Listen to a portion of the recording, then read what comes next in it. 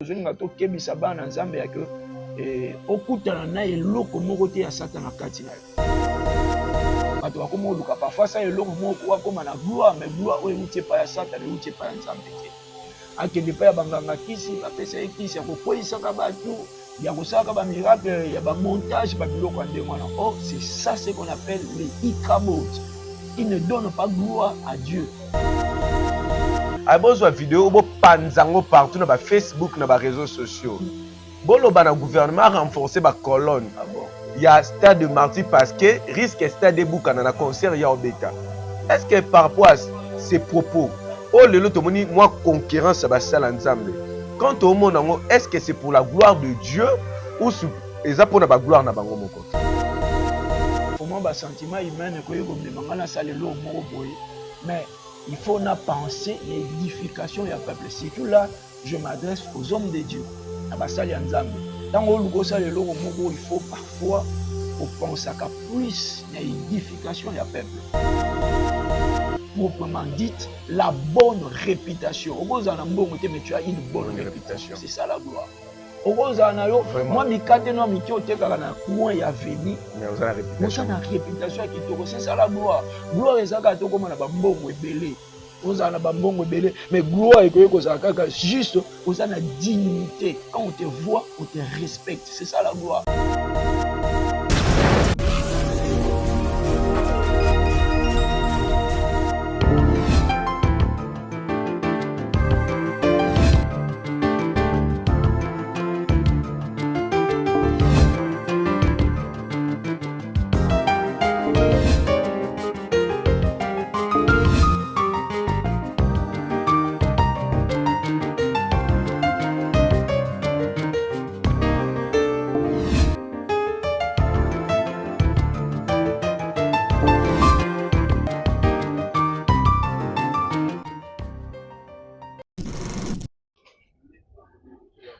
Shalom peuple de Dieu partout aux 4 coins du monde, c'est votre humble serviteur le frère Jires Mokwa. Nazana Sengo Yako présenter une émission la vérité spirituelle. La Bible nous dit vous reconnaîtrez la vérité et la vérité vous affranchira. Solonde Kangolaka, Solonde et Fongolaka à travers votre chaîne Faisons du bien TV Nalobaka.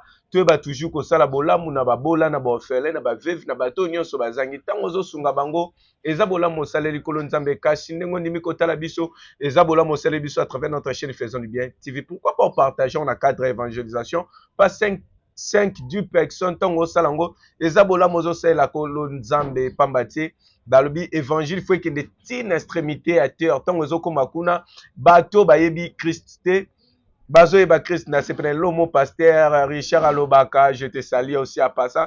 Tonga Alobaka ke passe na oka kapono yoki lilobo lokolo yoki yango. Et si nzamba osambiso à travers cette émission tozo sala avec l'homme de Dieu le pasteur Fils Piana azamutu ya ko présenter bino lisoso parce que akima kibiso kala mais cette fois-ci tozana c'est le pasteur Fils Piana oza représentant légal ya église Ministries, beaucoup découvrir, c'est quelqu'un qui parle aussi bien de la part du Seigneur, le lotozolo de la Kabod. Pourquoi Kabod? Nous allons le découvrir ensemble. C'est quoi Kabod? Avec Pasteur Fils Piana. Je dis un grand merci à Muto Landabiso. Pourquoi pas Yves Ilosilonga, JC Kiakala, mes frères, je vous aime autant. Pourquoi pas Décor Ilonga, mon frère aussi, je te salue là où tu es. La servante de l'Éternel, la sœur Tiffany Mokwa, depuis ba séjour nazo sala na Belgique bisika wa musala nzambe bengi azana concert zo livré na mois de juin awa na mboka Belgique bandi kwa Belgique tout bo contacter ngai na pesa bino adresse to pe na tina bino ba track ya concert wana to pe ko contacter la servante de l'Éternel la sœur Tiffany Mokwa oyo aza déjà na mboka ya Belgique.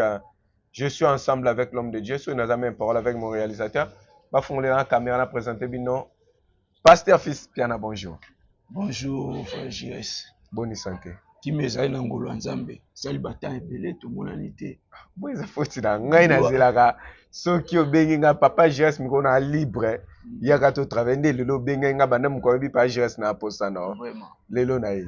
Et Dieu a fait grâce to monani lisusu. To pesi mbote na batu nyonso ba olanda biso na émission na yo. Vraiment to landa ngo makasi et puis édifier batu ebele. Ebele vraiment.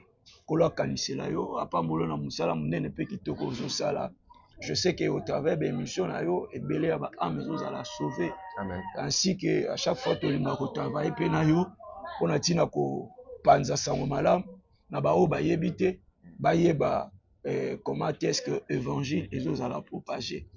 Je dis un grand merci à l'église Arc Ministries, où déjà tous en plein service. Dans la Katia Moussala, il y a 2 semaines, Cabo de 12, il y a un peu de awa poko en lelo. Je sais qu'il y aura de bonnes choses à découvrir dans la émission aussi, dans le séminaire ndenge sama ba ndeko obagoza na posa ya kolanda biso de près ya ko comprendre ce que c'est Cabo bakoya esika église ekutami église eza na lemba super avenue Kilubi 1 numéro 10 référence monument Igota Nzambe toza juste en diagonale na monument Igota Nzambe avenue eza en diagonale na monument Igota Nzambe so koti nde yango wana avenue Kilubi numéro 10 toza wana tozosa musala Nzambe. Merci. Avant de continuer à Katia Viva, si je n'aime pas, tu la Cabo 12. Pourquoi Cabo 12? Cabo 1, Cabo 1, 2, 3, non, c'est biso tu as arrêté, tu as 12. Mais tout banal, le samo, bon, tu as Viva émission de somme colonel. D'accord, prions au nom du Seigneur Jésus. Éternel Dieu, nous te rendons grâce pour cette opportunité que tu nous as confiée, Seigneur, avec ton serviteur Jérès Mokwa. Fais en sorte que, Seigneur, cette émission, Papa, puisse bénir beaucoup de tes enfants, Seigneur. Ces grands moments, je le laisse entre tes mains, Papa. Sois avec nous du début jusqu'à la fin. Ce qui n'est pas de toi, Seigneur, ce qui ne donne pas gloire à ton nom, je le rends nul et sans effet dans le nom puissant du Seigneur Jésus-Christ. Bénis ton peuple au travers de cette émission, au nom du Seigneur Jésus-Christ. Amen. Amen. L'homme de Dieu, Papa... Baruti atika kibiso vraiment un mot na famille na ye ainsi qu'une église oyo ya bande ko kamba. En tout cas eza choc makasi vraiment tongo ya lelo na lamuki na pasi na motema ya kozwa ba nouvelle oyo d'ailleurs nga koloba aza na ba choc mibale.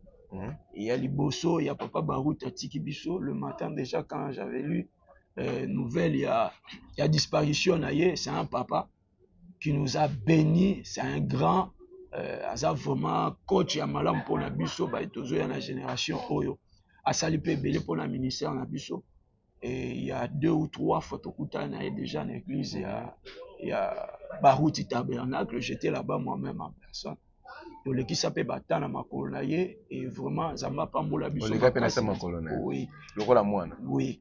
Zamba pambola biso makasi na nzela na ye et ko kende na ye epesi biso pasi mais lokola bible ezoloba nzambe nde mutu apesaki nzambe nde mutu abotoli et na domaine wana ya liwa délivrance ezalaka te parce que eza komba oyo nzambe ye moko adesidaka nzambe ye moko alobaka lokola Dieu a voulu kozwa lisusu mosali na ye akende kopema nalandaki extrait ya video moko alobi ke non esi na sisi mosala na ngai siko na ke opema na ke osela bino kuna je suis sûr et certain na musala et puis na conduite na vie na ndenga banda ko mener yango ake kozela biso donc il a précédé biso kaka to kokutana na mukula suka et nouvelle mususu eza na uti obungisa mwana ngai moko guitariste na biso église awa vraiment toza na pasi na motema et na tongo awa na ngonga ya ba 9h atikaki biso na je me souviens aussi no benga pono ki osambele na oui na hôpital ya clinique universitaire na biso ya Kinshasa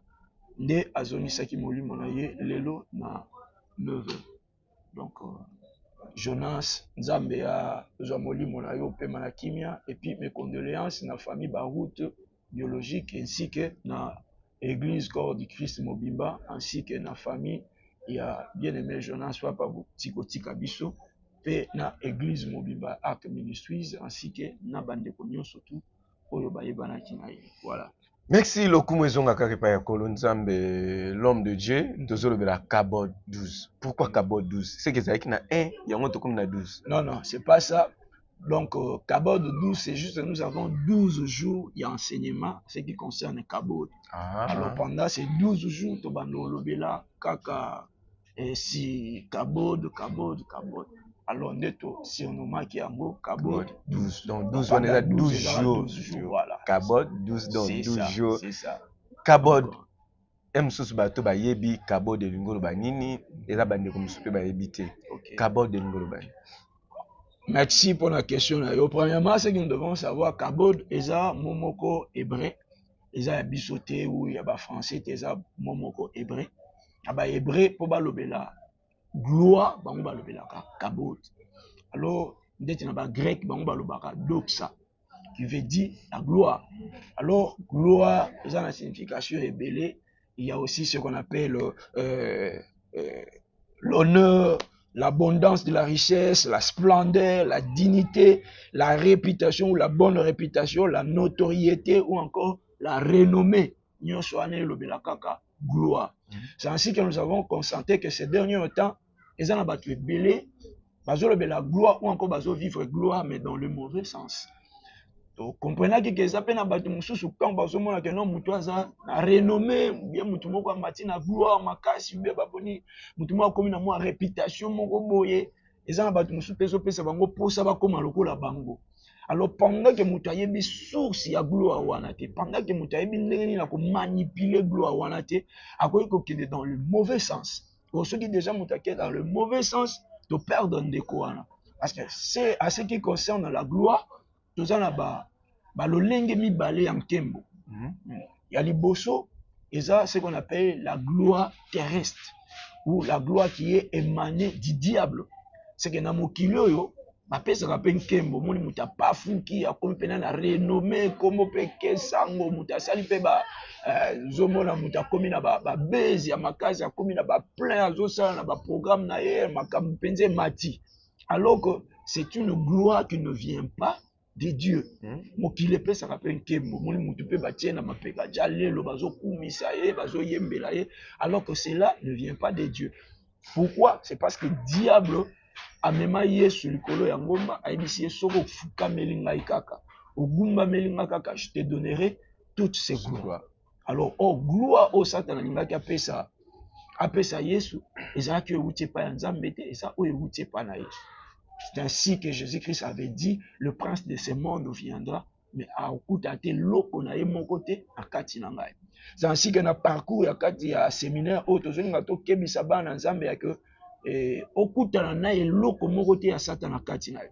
Ya ke so gozwa nkembo na vi na yo ezala eloko euti epai ya nzambe et non oyo euti epai ya Satan. Nde na uti oloba ke toza na batipe mibale ya gloire. Ya liboso eza gloire oyo eza ya mokili euti epai ya Satan, ya mibale eza gloire oyo euti epai ya nzambe oyo nzambe ye moko azopesa oyo tokoki koloba la gloire céleste. Donc quand on parle de la gloire céleste, c'est la gloire de Dieu, ce qu'on appelle le kabod. Alors le kabod c'est aussi le poids de Dieu. Quand Dieu se manifeste dans l'homme, quand nzambe ayaka komitalisa kati na mutu nkembo etalisama kati na mutu. Alors pendant que eza na ebele ya bajeune eza na ebele ya batu bana posa ya kembo wana baza na posa ya gloire wana ya defo bazozwa yango na ndenge ya mabe baoluka yango na basansi ya mabe tozolinga totalisa bango na kati ya séminaire oyo. Il y a une bonne gloire que quand on a le Seigneur Jésus-Christ. Pourquoi? C'est parce que le Seigneur Jésus-Christ aza lokola arche oyo ezalaki na kati ya Israël wana tokotanga yango na 1 Samuel chapitre 4 verset 18 à 22 bazolobela biso si Ikabod. Ikabod qui veut dire la gloire est bannie. Cela veut dire la gloire est soutirée ou encore la gloire est retirée. Cela veut dire l'absence de la gloire. Alors, pendant que Israël vivait dans la gloire, parce qu'il y avait la présence de l'arche. Arche on est la force, il y a Israël, la notoriété, il y a Israël, la honneur, il y a Israël.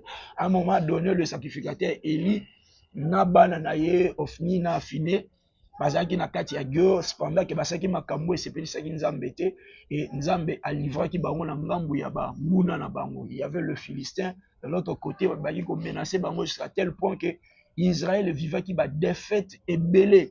Après avoir vivre ba défaite, première défaite babungisaki ebele ya ba soldats na bango, deuxième défaite babungisi susu ba soldats, non seulement ko bungisa ba soldats, mais na arche ya nzambe babotolaki yango. Et quand on a récupéré l'arche de Dieu, il y a eu la mort. Premièrement, il y a deux fils, il y a sacrificateur Élie et aussi na mort brutale ya sacrificateur Eli au Bible zolobaki akwea mutu ebeti na libanga pe akufa sur place. C'est ainsi que après avoir événement au esalama arche bakenango bana mibale bakufi papa kufi maintenant mwana moko ya mwasi mwana moko ya mobali ya Eli azaki na mwasi na yo esi abalaki azaki na zemi et pendant ba événement wana mwana mwasi oyo aki kobota précipitamment etango abotaki mwana mobali tant ba femme sage ba yo ebise que non malgré qu'il y a eu la mort dans ta famille mobali no akufi ce mec akufi papa bokilo akufi mais tu as donné naissance à un fils ainsi que mwana mwasi azoba que non désormais mwana na bakobenga ye Ikabod. Pourquoi Ikabod? Parce que la gloire est bannie. Or il y a aussi des gens où il y a vie na bango bazo vivre ce qu'on appelle Ikabod, où il n'y a pas la gloire. Ça veut dire mutazo vivre dans une vie où il n'y a pas la gloire. Or pour vivre la gloire, ndenge et arche zalaki retiré, nde Ikabod ekotalisama. Pour vivre Kabod, il faut le retour de l'arche. Parce que arche ne bandeko signifier gloire pour Israël. D'où s'il n'y a pas l'arche, en quelque sorte, gloire pesate. Alors, oui, l'homme de Dieu, je crois qu'on continue à passer dans voilà. Kabod. Voilà. Donc, Ikabod, l'absence de la gloire, oui. Kabod, la présence de la gloire. Est-ce que quand au monde a église l'élo, est-ce que la présence de Dieu, la présence de la gloire de Dieu, ils ont une église l'élo na katia mboka na biso bien partout dans le monde? En tout cas, pour être vrai, et ces derniers temps, dans cette église, nous devons faire ce qu'on appelle chercher le retour de l'arche. Il faut que nous ça arche ya nzambe na kati ya église na biso na RDC. Pourquoi il faut retour ya arche zonga? Pourquoi? C'est parce que on sous-entend que ces derniers temps, dans cette église, nous vivons ce qu'on appelle Ikabod. Parce qu'il n'y a plus la gloire. Ce qu'on vit ces derniers temps, c'est vraiment la désolation. Makambo tozo vivre, makambo tozo bika na kati église. Ces derniers temps, et puis ça n'a pas si. Comment on peut ça n'a sonné même le évangile pour la côté, en gros, pas y a païen. Et comme il peut y avoir mikakatano, pourquoi il y a eu beaucoup de choses qui na kati ya ba sali nzambe, na kati ya ba nzambe, na kati ya ba église, ou esili sinke nzambe na kati église. En quelque sorte, pendant que toujours le Bessie ici, Kembouanzambe, ils ont même fait le cas qui n'a Israël quand il y avait l'absence de l'arche. C'est ainsi que Bavivaki Ikabo de désolation. C'est ainsi que dans quatre enseignements, toujours les Nagotali s'appelle église et c'est le retour, il y a arche de façon que tu vivre Kabo. Na réalité, na yango na quatre églises, le poids de Dieu. Et ali souté il y a ko sangisa ndenge mombu na Nzambe Denis le salobaka makiona. Il y a ko sangisa. Non. Wana vraiment eza Ikabod. Mais pour vivre la réalité ou la vraie bénédiction, il faut arche et zoma nesika na yango. Oh, l'arche, c'est la présence de Jésus-Christ dans l'église. Mais ni nango esali lelo na kati ya tonga ya Nzambe to perdre gloire ya Nzambe na kati ya église ke makione kote s'impose et imposer na kati ya tonga ya Nzambe. Ni nesali ke lelo gloire ya Nzambe ezala te na kati ya tonga na biso. Bon, c'est exactement et logo eko kamusa biso te parce que Bible loba qui dans le dernier jour, il y aura des faux prophètes, des faux pasteurs, des faux hommes de Dieu au bako réapparaître. Alors, objectif na bango ekozala ko égarer ba Eli. Et Bible nous précisait bien, même les élis seront séduits par rapport à Babylone et Bando Salama. C'est que l'église doit savoir que dans les derniers temps, au Bisotozali, il y a aussi le faux. Quand bien même il y a le faux, il y a aussi le vrai. C'est ainsi que na batoyo bazo luka ko poussa na makambo nzambe, nzamba pesi biso mayele wana ya ko détecter ya ko yeba banani baza ba faux, banani baza ba vrai. Alors le faux, leur mission est ça pour égarer le peuple de Dieu, pour égarer les botans ensemble. Comme un bango mosika la vérité. Oh, ces derniers temps, et belé ne va comme ba faux par rapport à ba vrai. Au moment là même ba vrai au bazalaki ba comme séduit na ba faux, ba comme kotika voix la vérité. On a aucun na o toujours le bela ba makion na cela veut dire le mensonge. Bato bakoma luka parfois ça eloko moko kwa koma na gloire mais gloire oyo utie pa ya Satan utie pa ya Nzambe te. Akende pa ya banganga kisi ba pesa kisi ya kokoisa ka bato ya kosaka ba miracle ya ba montage ba biloko ndengwana. Oh, c'est ça ce qu'on appelle les Ikabod qui ne donnent pas gloire à Dieu. Ce qui n'est pas le poids de Dieu dans l'église mais mutu yemo ba komi ko introduire makam na kati église pour na koluka base na ye ou encore koluka gloire na ndenge na ye nde loko ezoboma église ya Congo la biso. Mais quand tu vois aujourd'hui même des chantres, des serviteurs de Dieu, Oyo Baza Kosala activité na bango lelo, il y a plusieurs concerts hier nous avons vu aussi une vidéo de pasteur Mike Kalambai wa outi robe à Salaki carnaval bakina ko yambaye par plusieurs personnes. Il y a une vidéo aussi régie tous même parole bakoko tira biso comme pe bakoko tira bango tema ce qui nous retenir biso par rapport à message non abi bozo ba vidéo oyo on peut mettre ça parce que yemo atindi biso to tiango a bozo vidéo bo panzango partout na ba Facebook na ba réseaux sociaux bolo ba na gouvernement renforcer ba colonne il y a stade de martyr parce que risque stade de bouka na concert ya obeta. Est-ce que par rapport à ces propos oh lelo to moni moi concurrence ba sala nzambe quand au monde est-ce que c'est pour la gloire de Dieu ou eza pour na ba gloire na bango moko? Bon, ce que je sais, c'est selon les Écritures, la Bible dit tout m'est permis, mais tout n'édifie pas. Je dois au salagnon surtout parce que dans un moutou, il y a des fois des sentiments humains que comme les mangana salelo boye, mais il faut na penser l'édification ya peuple. Surtout là, je m'adresse aux hommes de Dieu. Abasali nzambe. Tant que luko salelo moko, il faut parfois qu'on pense à plus l'édification ya peuple. Et logo zoloba et logo sala likambo lingo sala est-ce que l'église est l'édifier? Est-ce que bana nzambe ba osunga manango? Est-ce que l'église corps de Christ est la bénir ensemble? S'il y aura la bénédiction, gloire à Dieu. Mais ce qui bénédiction est la terre, je ne vois pas importance dans la kati. Donc ceux qui n'ont pas répondre là. Comment vivre la gloire de Dieu dans nos vies?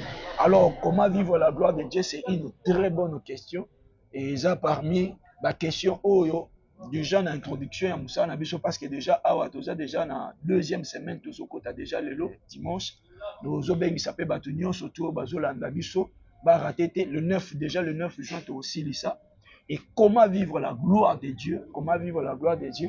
La réponse est vraiment simple. Toujours dans l'écriture, nous sommes dans le livre de 1 Samuel chapitre 5 verset 1 à 12. Vous allez constater que au moment où Israël lukaki yako zongisa arche kati na bango ou encore là où l'arche ekendaki esalaki ba dégâts parce que présence ya arche na ngambo ya banguna na biso saka ba dégâts mais na ngambo na biso epambola biso. De même aussi nudité ya Christ eza malédiction pour na tina monde ya ténèbres mais eza bénédiction pour na biso épouse. Alors arche tango ekendaki na ngambo ya ba Philistins ememelaki bango malédiction. C'est ainsi que bazwaki be moroïde kufa etelisama même dagon azaki lokwa nzambe na bango azalaki départager to apanzanaki par rapport ya gloire we kitaki ne sikana. C'est ainsi que tango arche kozonga na ngambo ya Israël ne gloire ya kikotalisa suna kati ya Israël. Pour vivre la gloire de Dieu, vraiment la réponse est tellement simple, il faut la présence de Dieu dans notre vie. Sans Jésus, sans Dieu dans notre vie, il n'y a pas la gloire. Parce que la Bible dit Christ en nous l'espérance de la gloire. Alors pour vivre la gloire, il faut d'office la présence de Dieu dans notre vie. Quand il n'y a pas la gloire, quand il n'y a pas la présence de Jésus, quand il n'y a pas la présence de Dieu, il n'y en aura pas la gloire. Du coup, ceux qui vivent gloire sans présence, il y a Jésus, c'est que gloire wana vient quelque part. Cela ne vient pas de Dieu. Parce que ba o yeza ya nzambe ba o baza ya nzambe ba vivaka gloire o nzambe opesa bango. De même aussi, ils ont un paralytique ou azaki na Bethesda. La Bible dit il a fait ses efforts. Il y a Yemoko Bethesda qui veut dire tout simplement maison de consolation. Et si Kazaki il fallait avoir consolation, mais le col à Jésus-Christ azaki absent, moyen de consolation ils allaient quitter, moyen vivre gloire ils allaient quitter. Mais la présence de Jésus dans sa vie et même là qui est gloire. Nzela obatunyo surtout babikelaka, ya bikela na nzela mususu. Pendant que nous sommes dans la piscine pour la guérir, mais il y a présence, il y a Jésus et puis ça y est guérison. Alors pour vivre la gloire, il suffit juste de Christ côté na kati ya centre ya vie na yo, c'est ainsi que tu vivras la gloire. Et gloire au biso tozolo bela, ezaka gloire te ba mona yo tondisi martyr, ba mona yo population belé na batu na mapeka, ba mona yo komi kombo ekesango so pene non gloire au tozolo bela, c'est premièrement ce que nous devons savoir comme on dit Kabod la renommée. proprement dite, la bonne réputation. Mais tu as une bonne réputation. C'est ça la gloire. Moi, moi, il a venu. Mais on a la réputation. On a la réputation qui te c'est ça la gloire. Gloire est ça quand on a bambongo belé. On a bambongo belé. Mais gloire est que juste, on a la dignité. Quand on te voit, on te respecte. C'est ça la gloire. Mais les lots, toujours vivre au moins la mususu, à sa renommée, comme Weke Sango. Mais so ba moni pasteur moi munene. Pasteur ayebani mais so ba telle émission internet. Dignité zate, ce n'est pas la gloire. Ça, ce n'est pas la gloire. En quelque sorte, déjà, il caborde parce que Moutazo Kendéa n'a d'inclin. Alors, pour vivre la gloire de Dieu, il te faut la présence de Jésus. Donc, au tient Jésus, il y a centre et il y a ce qu'on appelle les christocentriques. Christ a un centre et un camunio sur la vie. Et ce qui Christ a un centre et un camunio sur la vie, mais tu es reconnu, tu es respecté, tu as une bonne réputation. Respect comme il se doit. Alors, ce qui biloko ezate na vie ya mutu, ndenge to bande koloba, ce qui nkembo oyo nzamba pesa na vie ya mutu ezate, en quelque sorte tu peux vivre, tu peux exister sans vivre. Ça veut dire ozano mutu ba yebi yo ba mona yo, mais en réalité tu n'es rien. Le logo aussi la comme on peut silibongo. Le logo les gars, histoire non peut silibongo. Mais pour être quelqu'un, il faut aussi la gloire de Dieu et à cause se manifester quand il a vu. Or cette gloire, il n'y a pas seulement l'argent ou encore la renommée à ma casse, mais quand tu as Jésus, tu auras aussi ce qu'on appelle la dignité, la notoriété. On doit pas renommée en gros, na bien, on doit pas bonne réputation. Merci l'homme de Dieu, tout l'année venu exposer nos c'est vraiment un très bon enseignement. Bah tout j'espère que tu as écouté enseignement de Dieu comme moi Kati. Mais bah au bazar na poste Hollande, moi j'espère tu as sa numéro. Au bazar na poste enseignement il y a 12 jours bah vivre. Kabo je crois que c'est sous thème moi et biso to jonka to sang na to sangi si on peut to bimisa moi squelette. Est-ce que na début to uchi yo kayo lobi diable a même Christ Nicolas Montaigne pour l'accès gloire nion sur mokili o ceux qui juste à se prosterner devant lui à pécher gloire le lot to mon ba jeune belé ba se prosterner devant diable pour na ba zoka gloire eza mokili. Tout le monde veut être mutunyo so linga apparaître mutunyo so linga somba voiture mutunyo so linga voyager mutunyo so linga zala mutunyo so linga vivre mutunyo so linga ba mona ye. Est-ce que nous sommes appelés seulement à vivre gloire au Yassa Mokili. Tout pèse na gloire moko au Nzamba Bombeli Biso. Voilà. En tout cas, il y a une belle question. Je bénis le Seigneur parce que ma terre ozo sunga batu belé. Au moment tozo yamba bande ko belé bazo ta de partout jusqu'à pour un séminaire au la deux fois église ozo mesika ko tia batu parce que Nzamba zo sala vraiment makasi. Et c'est une bonne question au tune biso. Eza lisolo oyo petelo atuna na Yesu alobi papa siko aozo lukato landa yo nous avons tout quitté, nos maisons, nos réputations, nos femmes, nos biens, nos gloires, tout ce qu'on avait totiki yango tolandi yo, mais pendant que tolandi yo tokozwa nini. C'est ainsi que Dieu avait aussi énuméré certaines choses pour sa gloire. Jésus-Christ avait dit vous m'avez suivi dans le siècle présent, vous aurez le centuple. Mais aéroba qui ça le centuple, vous aurez cela avec persécution. Et dans les jours à venir, vous aurez la vie éternelle. Cela veut dire que surtout que ça l'expérience pour la Christ quotidien à centre et à vie, il aura ces deux choses. Premièrement, il aura le centuple dans le siècle présent. Quand on dit le centuple, cela veut dire on est surtout à vivre dans le centuple. Le roi toi bana nzambe tondimi ko tia Jésus na centre ya vie na biso elo nini ozanga biso to somba pe mutuka to za pe na lupango eza mabete Bible pekisi yango te eza mabete ko za na mbongo Bible pekisi yango te, mais à condition c'est d'accepter Jésus-Christ comme ton Seigneur et Sauveur. Soit vous la Seigneur et Sauveur ya vie na yo, c'est alors que tu auras le centuple dans la vie na yo. Oh, le centuple n'est qu'au permettre que au ça la paix est fort, il y a la vie éternelle. Parce que moi, que aujourd'hui, si Jésus avait répondu que vous aurez le centuple et la vie éternelle, parce qu'il savait que si vous aurez seulement la vie éternelle sans le centuple, et vous allez participer, vous allez risquer au bout de ça même la vie éternelle, parce que tu n'as pas le centuple. Vous savez que ça, Lelo, parce qu'il y a luke pa ya nzamba zuite yake na mokili. Eza na batu ebele lelo il y a deux fois azana posa ya que asala likambo moko boye et ne senga mbongo mais mbongo wana tellement que azana ngote etindi yake ne kogumba mela Satan autant que gumba meli Satan du coup à perdre la vie éternelle. Mais pour ne pas qu'on perde la vie éternelle, c'est ainsi que Jésus-Christ avait bien prévu cela que le centuple, quand tu auras besoin en bongo à Opesa, quand tu auras besoin de la guérison à Opesa, quand tu auras besoin de matériel à Opesa. Mais nous devons savoir qu'après tout cela, il y aura une vie ou une gloire éternelle aux Elabiso. Donc, et ça, réponse on a voulu couper ça. Il y aura le centuple, mais nous devons savoir aussi que la présence de Jésus, ils ont réservé la vie éternelle comme la gloire éternelle. Merci, nous sommes arrivés pratiquement à la fin de notre émission. Je crois qu'il y a beaucoup à parler, mais TVZO tenir biso défaut. Moi, tout le bapine belé non. Ou azana posa koye ba cette gloire.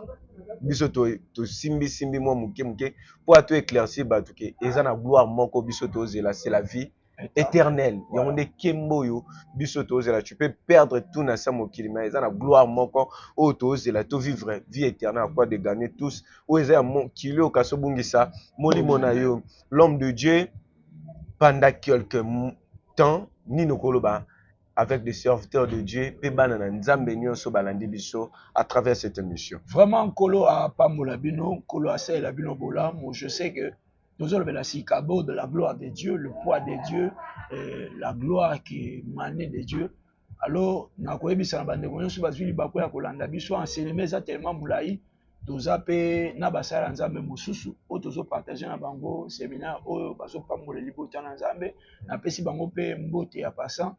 Il y a le prophète Jean, il y a aussi le pasteur Élie, il y a le prophète Joachim, ainsi que papa Eric.